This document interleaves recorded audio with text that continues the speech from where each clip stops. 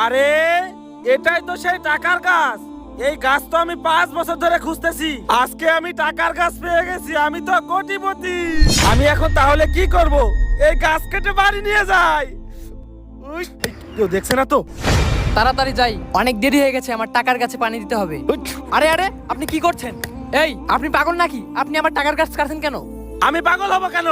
এটা হচ্ছে খাস জমি, এখানে যে কোনো গাছ জন্মাতে পারে। এই গাছ আমি দেখেছি, তাই এই টাকা আমি নিব। এই মিয়া, এটা খাস জমি হতে পারে, কিন্তু এই টাকার গাছটা আমি লাগিয়েছি।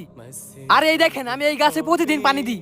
ভাই, আপনাকে আমি এটাই বোঝাতে চাচ্ছি, আপনি একবারও মৃত্যুর কথা ভাবলেন না। সামান্য কিছু টাকার লোভে আপনি নামাজ রেখে গাছে পানি দিতে আসলেন। ভাই, দুনিয়াতে এত লোভ ভালো না। শোনেন, আমি এই গাছটি কাটতে আসিনি, শুধু আপনাকে কিছু কথা বলার জন্য এসেছিলাম। এই নেন টুপি। আর শোনেন, জীবনে টাকার কাছে বহুত পানি দিতে পারবেন, কিন্তু এক ওয়াক্ত নামাজ ছুটে গেলে সেই নামাজটা আর কখনোই পড়তে পারবেন না।